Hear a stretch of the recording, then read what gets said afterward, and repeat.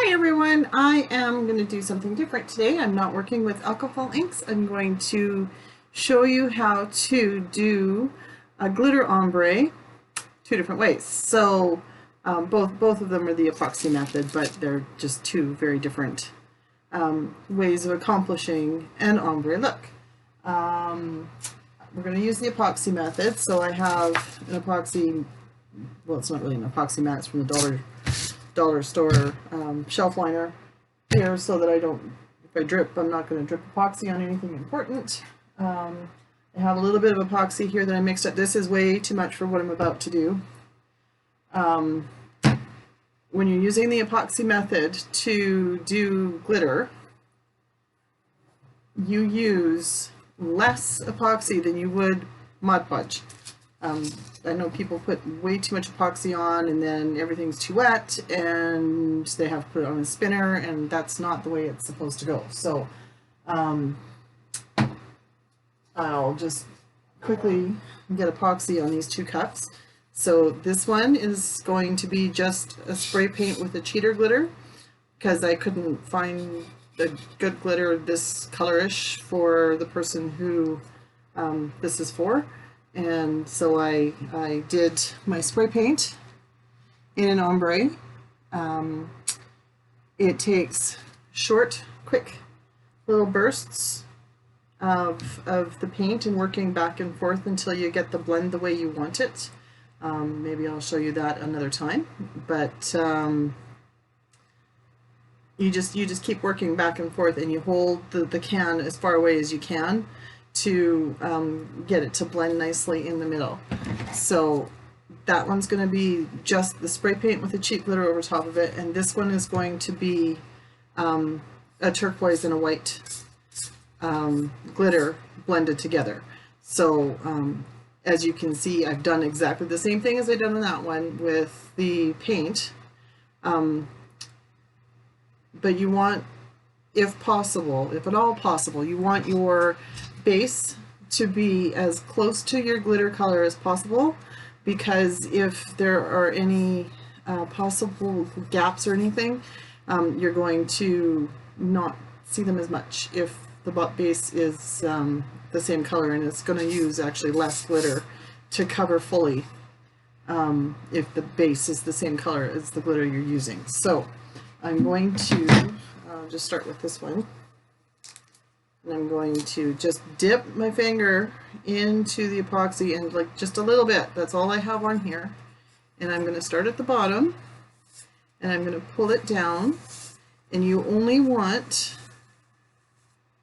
the whole surface of your cup to appear wet. That's the only amount of epoxy you want. You'd be amazed at how little you actually need to accomplish this. Like sometimes just one little dip of the finger into the epoxy is enough to do a whole 20-ounce cup. You can just keep moving it. You can feel where you have it and where you don't, because it slides easy where you don't, or where you do have it, and not so much where you don't. And you just keep working it. You can add a little bit more if you need to, but try to get it all in one go if possible. Some people heat their cups up. It's not going to quite make it. Some people heat their cups up before they do this. I never have. The only time I heated a part of my epoxy, I had to strip off that layer so that, because it wouldn't cure. So I just kind of avoid that altogether personally, but I know it's supposed to help.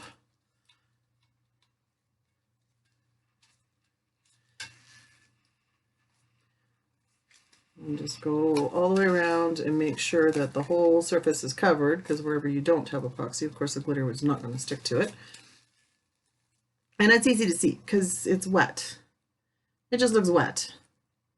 And that's all the epoxy you need on it. It's just enough to look wet. So like 1.5 dips into my epoxy was enough to cover this whole skinny cup. And make sure you have the bottom well done, and just set that aside. You don't want your epoxy to be able to move. If you have so much epoxy on there that it moves, you've got too much epoxy on there, so scrape it off. So again, I'm going to do the same thing with this 20-ounce taper. And just pull it from the bottom.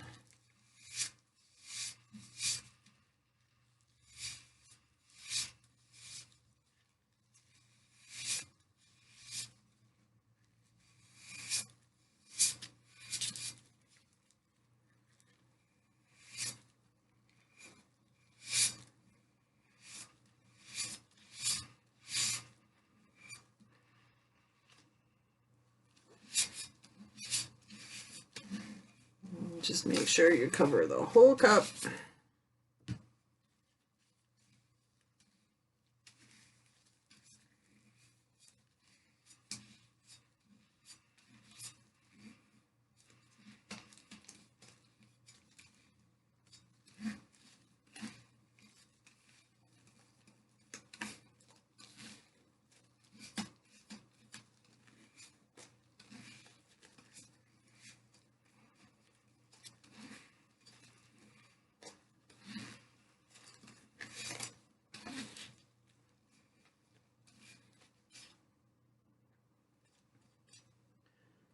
And just take a look around, make sure, it's a little harder to tell on the lights, but make sure that it's all covered and it's all smooth and even.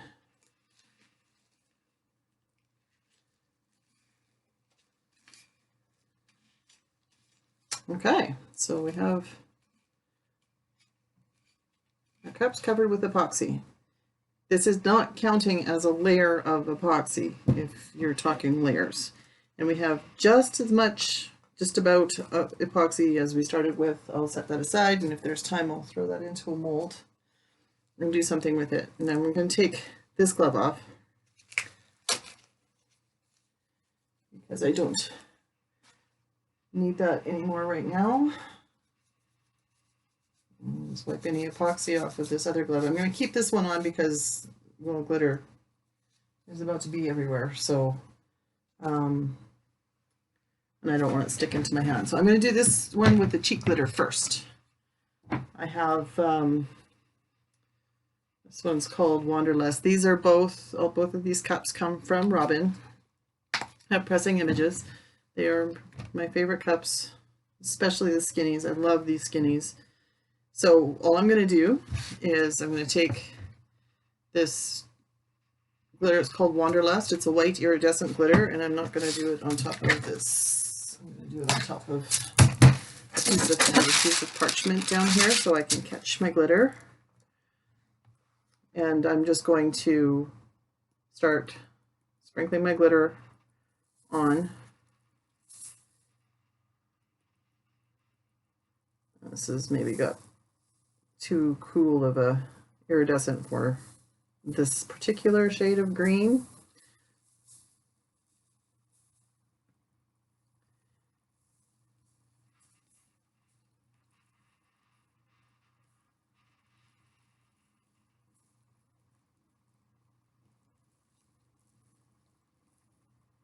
I'm just holding it like this so that the glitter flows down my cup and fills in as it goes instead of just dropping off. And do the bottom. I didn't realize there was quite so much pink in this one, but that's okay.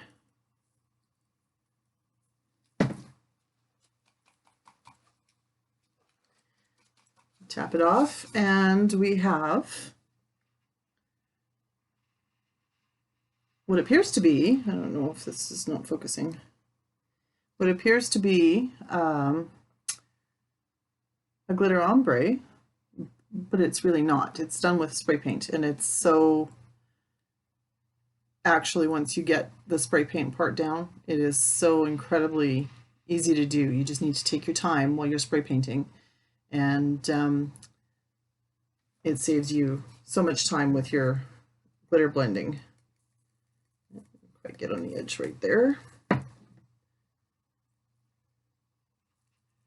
And just one coat and you're done. Like, it's just super, super simple to get these done. And when you're doing a glitter ombre, it works best if you have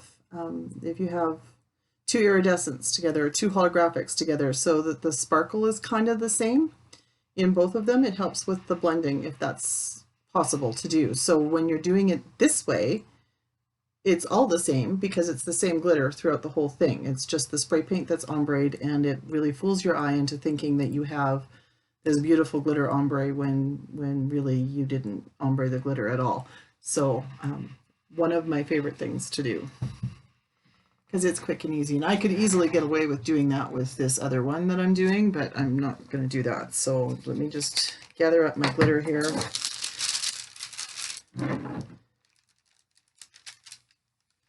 Because you don't want to waste ever the glitter.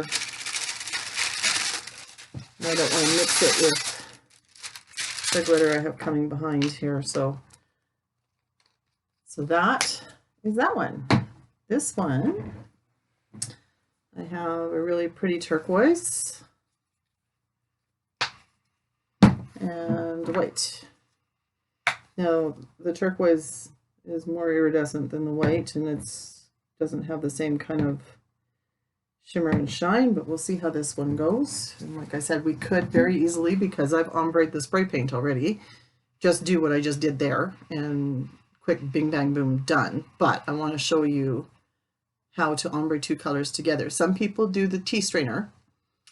I have never been able to make that work myself. So everybody, there's so many methods out there because not all methods work for all people, and not all people can use the same method and have the same success rate with it. So those that do the tea strainer and like it, great. You do it that way, and you're good. But I once I figured this one out, and I know that there's a big one that's done a tutorial on this particular method that people follow. Long before I saw one of her tutorials, I saw somebody else do it this way. So it's not original to any one person that I know of, but it's the method that works best for me. So I'm going to start at the bottom, and I'm just going to do the bottom of my cup here. Get that covered up. And then I'm going to do about an inch on the edge, and I'm just going to fully cover and go around and not think about anything for that inch. Just keep going around flat. I have a hair right there.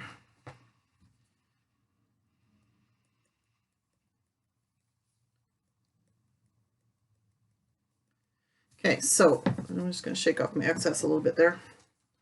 So what I'm going to do now is I'm going to tip it. Now, the more you tip your tumbler, the further your glitter is going to fall. And the important thing to remember with glitter is how it falls, how it bounces, and whatnot. Like, it's important to know that. I use primarily extra fines when I'm doing this, because I find fines a little harder to blend, and they bounce more than the extra fine. So I'm going to go, and you'll see it. I'm going, when I tap my glitter, I'm going to hold it up higher so that it spreads more as it goes down, but I'm going to have the glitter land in the same area that I've already glittered. So it's going to cascade down from there. I'm not going to try and push it down. It's just going to go that way. Oop, and not that much, because that's a lot. And I'm just going to tip it a little bit for now and let it go.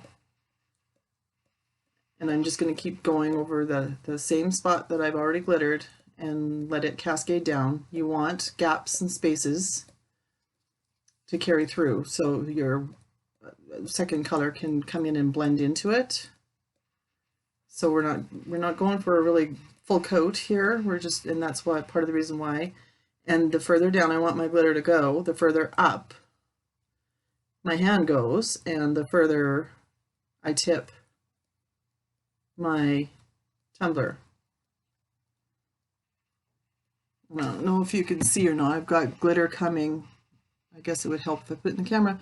I've got glitter coming up into there, but not a lot yet. Because this is kind of going to be a work that's going to go back and forth a little bit when it comes to the blending in the middle, because we want the middle to be blended really well. And the more contrast in your colors, the harder that is to do. This is actually weirdly the first white I've tried to blend.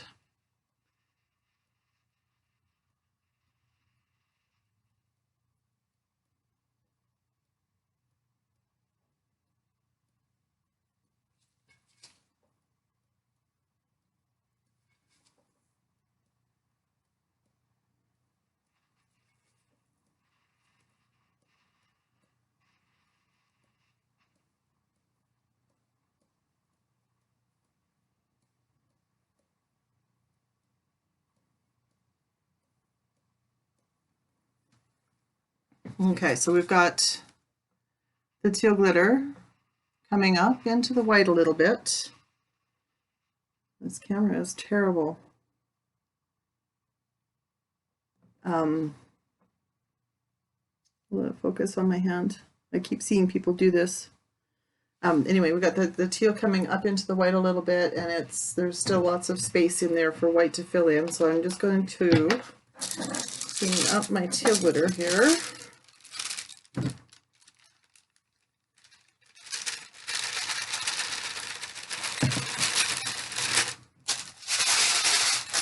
Because I do not want to contaminate my white glitter no way, no how. And I'm going to take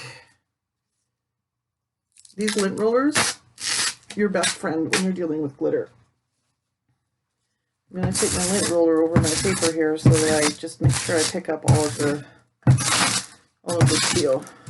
I don't want to contaminate my white glitter, because that would be a horrible thing. And again, I'm going to start at the very top, and I'm just going to start, you know, an inch in, doing a full coverage on the edge here.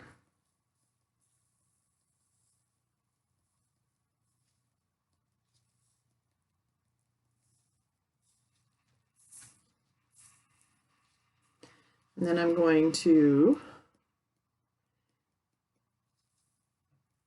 this one I'm not being as careful as I was with the teal because it's the lighter color, so it's easier to blend over top of. But still, I'm making it go down into the teal, and I'm making it land in the same place that I've fully covered.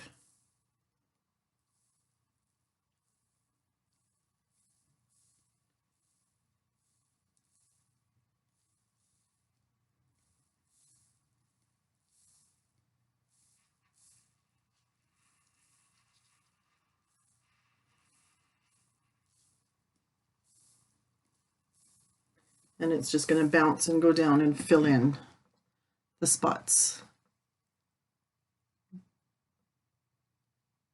and look really good. Although I managed to get a little bit more of the teal glitter up into here than I wanted.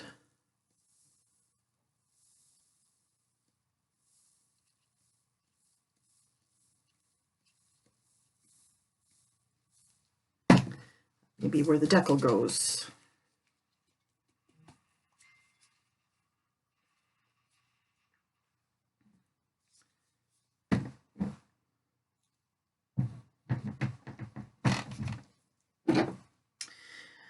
And I had some of my teal come off onto my paper. So now this is dump bucket glitter. Well, I love dump bucket glitter. I don't like wasting my white glitter.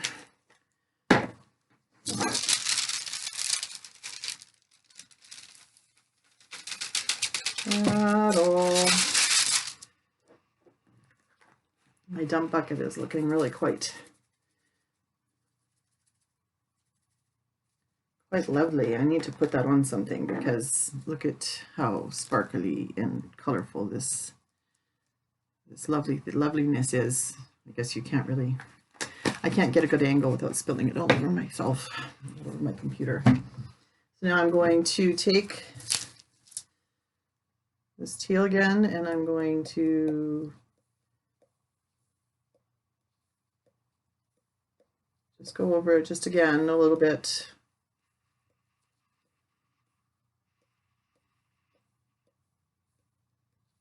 Make sure that it got into all of the areas that it's supposed to get into now that I've got the white in there.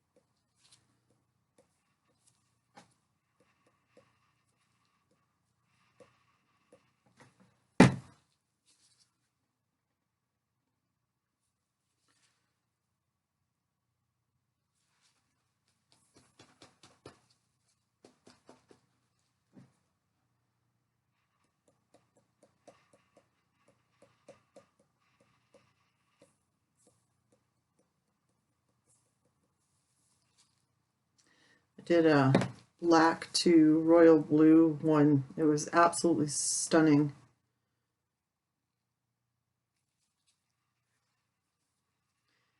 You want to make sure it's fairly even, your transition all the way around. Except for this one spot where I've got just a little too much teal coming up. Maybe I can brush it off a little bit, but I think that looks pretty good.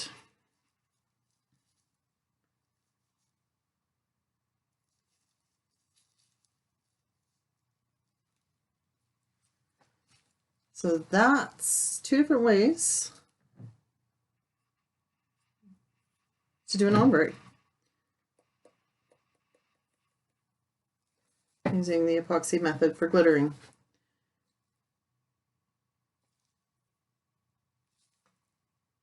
So hopefully that's helpful to you, and have a great day.